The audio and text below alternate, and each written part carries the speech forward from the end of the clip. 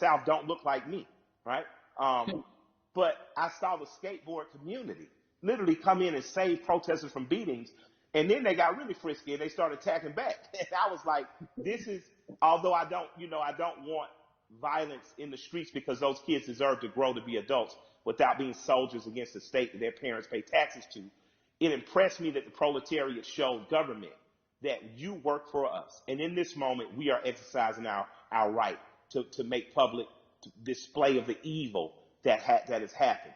It makes me proud that I live in a country that has long promised equality, rarely given it to people who look like me, people who don't look like me defending it. You made an interesting note and observation about the skateboard crew. And I think anybody who's watching has noticed that it's not just black people who are out here protesting. No, it's not. It's a tapestry of people. It's a tapestry of people. The Amish. The Amish. Yeah. Wasn't that crazy? I didn't even know the Amish saw the news. I was thinking, who told them? Right? I was like, how did they find out? Right? I was so impressed though. I was so thankful. My heart was filled with joy. Yeah, so you're seeing all these different types of people that you never thought this issue would resonate with them. It kind of reminds me of your music. Your music is unapologetically pro-black. Unapologetically, yes, right? Absolutely. But yet, when you look at a Killer Mike fan, it's across multicultural section of people. Why do you think your music is able to resonate that way, despite the fact that you are also clearly talking to your people?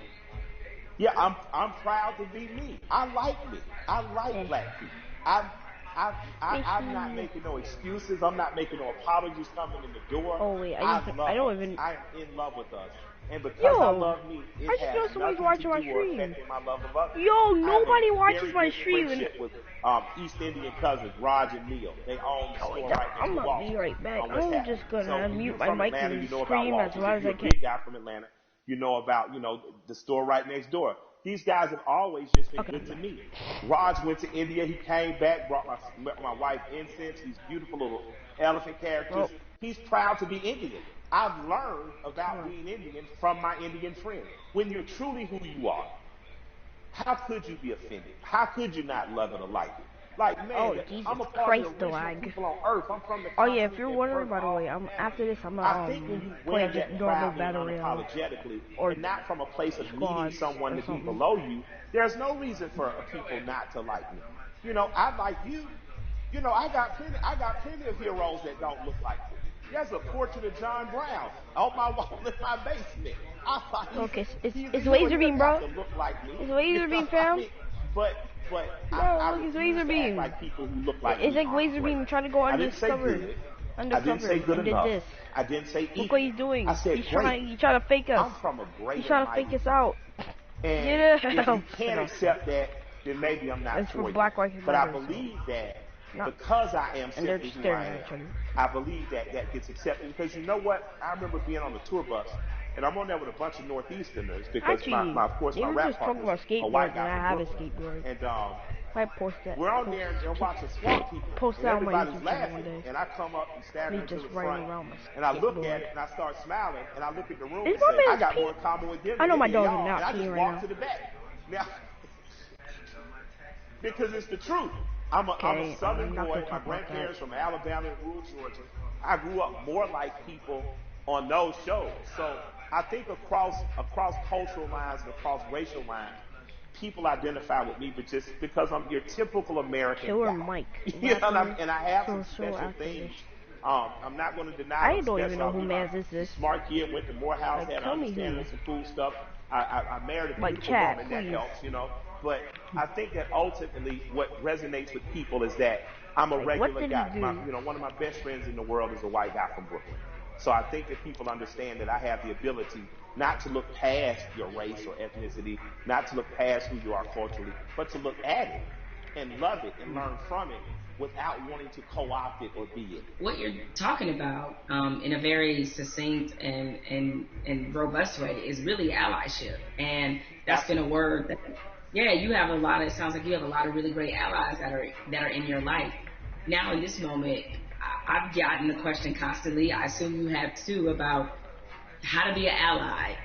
what do I have to do? Right? No. I've had so many conversations with white people, like really good friends of mine in the last 2 weeks where all right, guys, I appreciate your enthusiasm, but but hold on a second, just relax.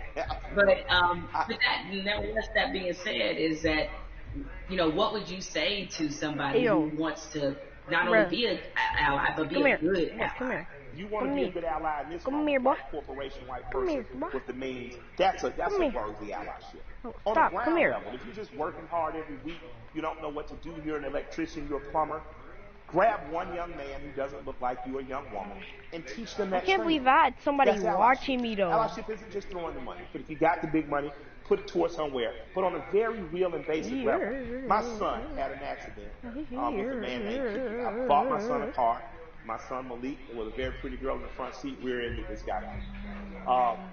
Calls me. I pull up the teeth, and the police officer said, I don't really like the privately. I just don't want to call my insurance company because, I had just got in an accident, but I drive fast. My son, Keith, in good faith, gave me the opportunity to do that, and me and this man became friends. I'm literally friends with this white man who told me about Atlanta, pre-white flight, and desegregation. He's taught me about fatherhood and the importance of presence. Chill Beach. That doesn't happen if we're not open for it to happen. So an allyship with white people doesn't have to be an organization of saving the world. But you do have to do what me and Keith do. You do have to, on blind faith, trust someone who doesn't look like you and allow that person to educate you. So an allyship is not just calling your black friends saying what I do. It's going to black organizations that might be local and saying what am I doing. It's calling your friend and saying, what can you do? And I want to be a facilitator. Doesn't mean you get to go to the black people meeting, but it does mean that they say, I'm going to feed people on Skid Row. You show up. You show up with empathy and care, you do it. And I'm going to tell you, we need doctors in that space. We need lawyers in that space. We need legislators in that space. We need the people who are really empowered to be in that space because there's some things that need to happen on ground level that once the grassroots people have gotten it here, there needs to be money put behind these things. A lot of the problems that we have could have been solved in 96, 2006, 2016, and all these other years, but we chose not to because we trusted the right thing's going to happen. Right thing's not going to happen unless we make it. And after that, you have the potential to truly be brothers and sisters. You have the potential to be past these letting cultural, national, religious markers. It gets the fact that I know that I'm talking and I'm with a human being, and that our very core past any physical difference. My job is to honor the soul of that other human being, so there's no need to have allies. How long how long I am. I look like a whole beast right now. Just it's gonna start running after me.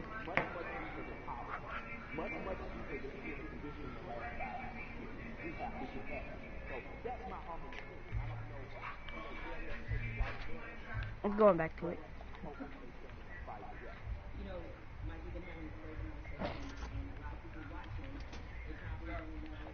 Just gotta do one more nothing. Okay.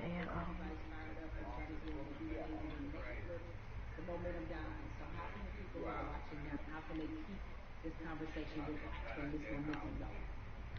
Take this conversation, get 8 to 10 people around you, your neighbors and people who live within 10 square miles, and start to see what you can do to affect. And then connect with other people that may be in closer proximity, 30, 40, 50 miles, even another city or places that are doing it right, or that are doing it right in other places. Connect with those people. And just if all of us do a little, no one has to do a lot. If all of us do a little, if all of us pick a little to do, no one will have to do a lot. That's a word right there. If we all do a little bit, nobody has to do a lot. Has to do a lot, absolutely. Nobody has to do a lot. Mike, I have enjoyed this conversation like I enjoy every conversation with you. I can certainly talk to you. Yes, it is mutual. The mutual respect and love of society right here. Thank you, and more importantly, thank you for everything you do on the ground. I mean, so many people. I mean, I knew that you tell the truth the way it needs to be told, but a lot of people during this time of crisis have been exposed to you and understand that. I mean, you really are for the people. This is called We the People. This is you all day long. So thank you for all the work and all the inspiration, all the words, everything that you're adding to this conversation, and more importantly to this Okay, we're action. gonna With that do said, we fashion. have to say goodbye, but we don't have to get out of here Very just cool yet. 'Cause fashion. I'm gonna toss this on to my brother Okay. Van, who can take it from here. Yes, this is. Jamel and I, we spent the past hour, we've been talking to Killer Mike, we've been talking to Elaine Welteroth. We also got But a chance first, to see that I watched amazing stuff. video from Lil Baby. Jamel, what did you get from your conversation with Killer Mike? And more importantly to me, It's still what are you going? making this moment that we're in? The one thing you can always expect from Killer Mike is blunt honesty. I think that's why a lot of people look at him as a really credible voice right now. He's honest about what he knows and honest about what he doesn't know. So I think when you have those elements, that's going to always make for a pretty good conversation. I'm with you. I mean, this moment at the same time is welcome. It's also a little bit surreal in terms of what took us so long to get here, to make sure that we're not always starting from ground zero every time we have to have a significant conversation about race in this country. Why do you think it's different this time? Because, I mean, there have been videos before, and yet people still now act like they're shocked. Help me understand what's different this time from your point of view. What's your theory? It's two things that I think stood out about the George Floyd video. One, there was no yeah, but. And granted, in my mind, we've seen videos where there was no yeah, but people nevertheless invented a yeah, but. But in this one, there really wasn't one, even if you were Stretch Armstrong trying to stretch and find one, there just wasn't one. What always has just stuck with me is the look on this officer's face as he was kneeling on George Floyd's neck. It was so cold. It was as if this were Thursday. And he showed such little emotion, remorse, any emotion you want to name. He didn't show any of that as he killed a man in the middle of the street with bystanders looking on. So I think that situation, coupled with the fact we had already been reeling from Ahmaud Arbery, we had already been reeling from Breonna Taylor, and even though the situation wasn't fatal, there was definitely a storm of frustration at what happened with Christian Cooper. So this all together leads us to this moment where finally even the most adamant naysayers who wanted to pretend as if this wasn't a structural problem, what could they say? I mean, there was nothing else that could be said, and I think everybody who was already fed up decided now is the moment, now is the time. The world has slowed down because of Basically, it's for Black Lives COVID-19. Matter. If we are going to address this, Yes. this needs to I happen know. now. I was trying to look for more than fashion 30 shows. million white people asking. Yeah. The reason why is because I'm trying to look for fashion shows. To find fashion shows, you have to somehow get on something else to look for them. It's not like I can just go like this and go on this and be like, no, I can't do that because that's going to take too long. So, right now I'm trying to find one.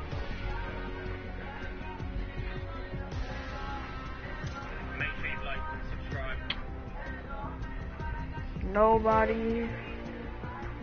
Oh yeah. Wow. Rainbow Solos. Wow. In the East. Yep.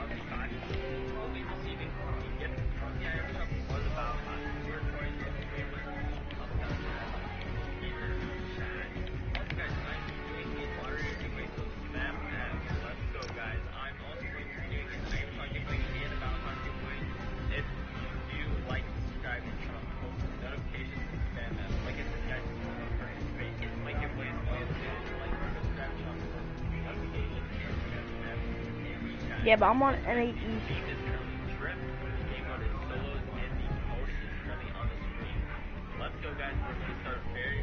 It's on Solos.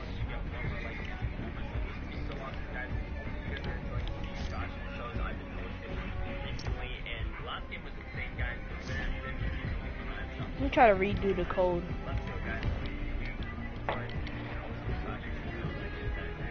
One, 442.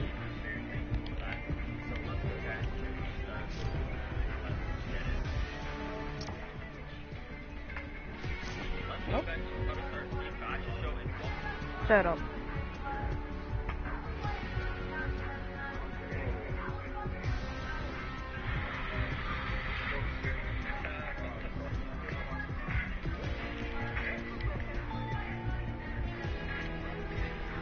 And let's play some squad still.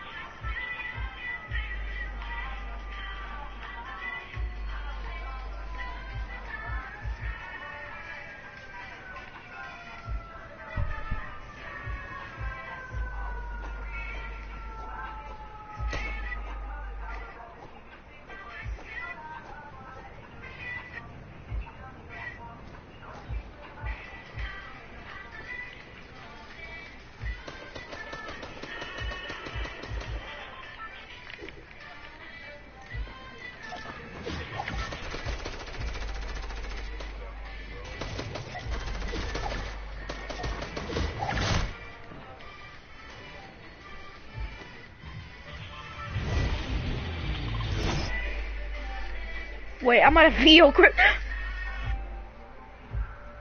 Yo.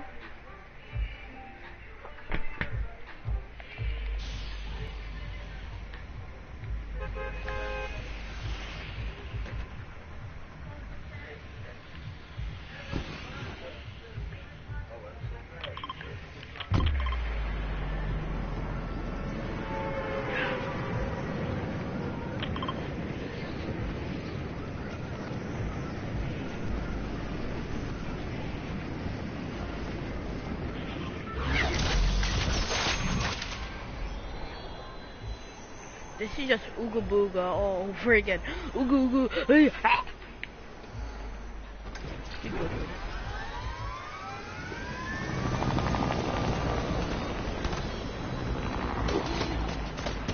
You know, I don't want no smoke.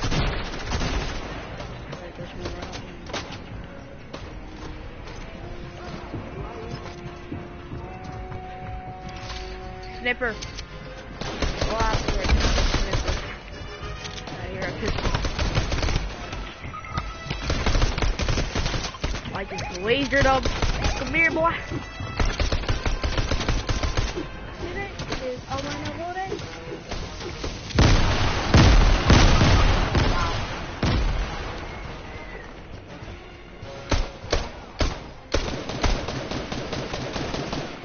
Killed like 10 people.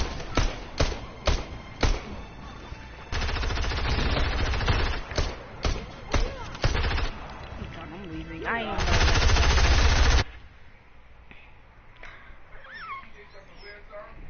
Wait, EJ's coming?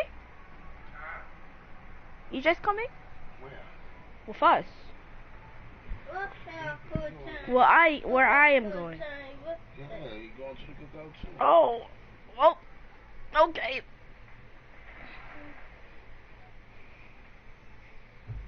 Are you staring at me like that? She just looking at your reaction. No, because I didn't expect them to come.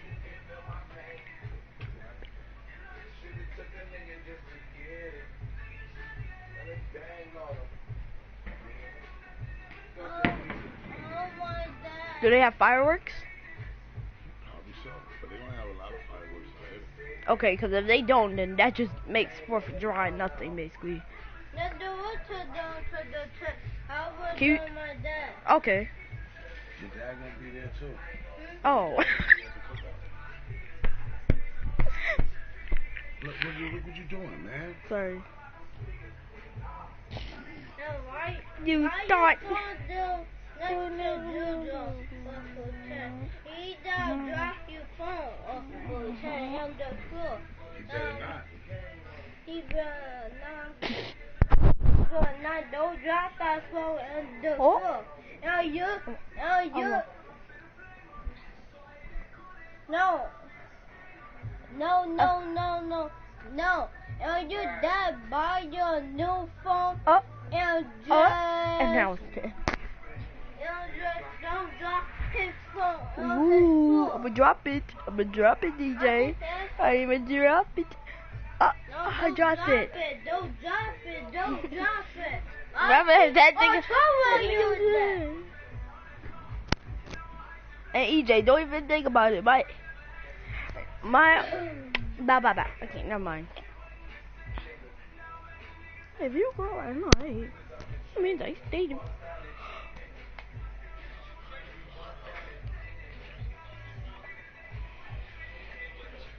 Look at this dude, though. Dad, look at this dude. Look at this.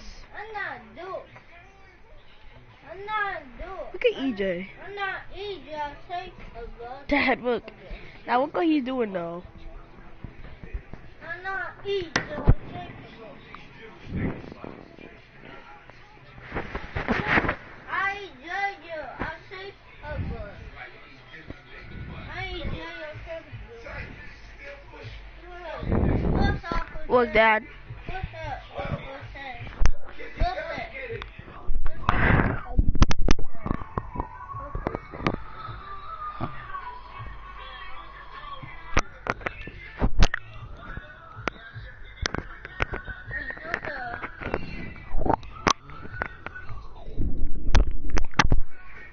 That's even a workout. That's a workout? Uh-huh. No, I'll probably push the whole thing down. Now that I think about it.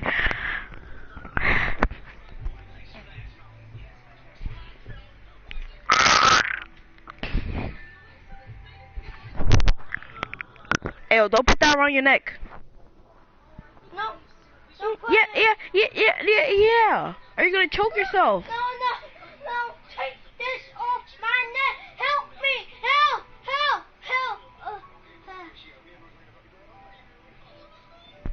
This man, just.